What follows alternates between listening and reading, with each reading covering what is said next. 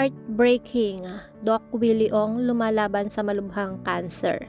Alamin natin ang kanyang matapang na kwento. Si Dr. Willie Ong, isang kilalang cardiologist at health advocate na tumakbo bilang vice-presidente noong eleksyon 2022, ay kasalukuyang humaharap sa pinakamalaking laban ng kanyang buhay matapos madiskubri ang isang malaki at agresibong cancer na tinatawag na sarcoma.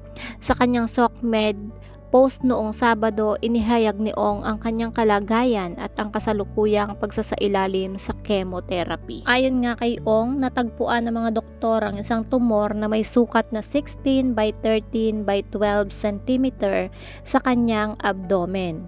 Inilarawan niya ito bilang isang sarcoma na nakatago sa likod ng kanyang puso at sa harap nga ng kanyang spine. At ang bukol na ito, malaking malaki daw. Isa sa pinakamalaki na nakita nila. This tumor is very big. One of the biggest they have ever seen. Pahayag ni Ong sa kanyang video post sa YT or sa YouTube. Ang nasabing video ay i-record noong August 29 mula sa kanyang silid sa ospital, ngunit naantala ang pagpapalabas nito dahil sa komplikado at seryosong kalagayan ni Doc Willie Ong habang sumasailalim sa chemotherapy. Ang sarcoma nga guys ay isang uri ng cancer na nagsisimula sa mga buto o sa malalambot na connective tissues ng katawan.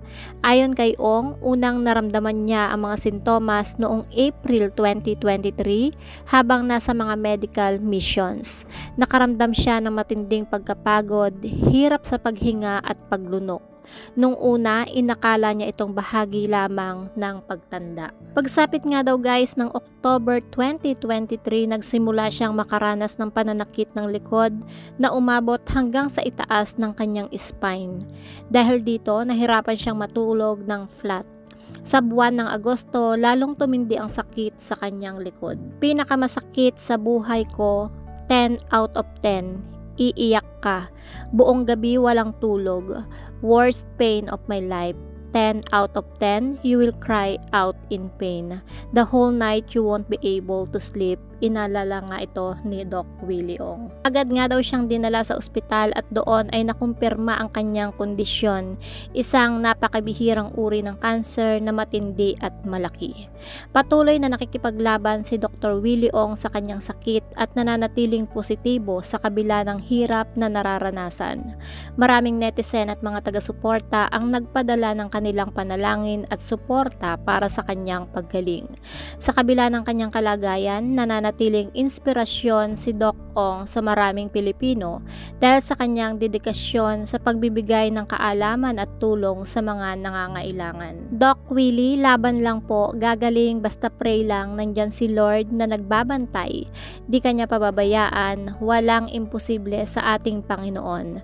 Pray lang po, Jesus is Lord. In Jesus' name, Amen. Anyway guys, sabay-sabay nating ipag-pray ang total healing nga nitong si Dr. Willie Ong sa kanyang pinaglalabanan na cancer. So that's it guys. Kung hindi pa po kayo nakasubscribe sa aking YouTube channel, kindly hit the notification bell, like and share. Maraming salamat. Ingat po ang lahat and God bless.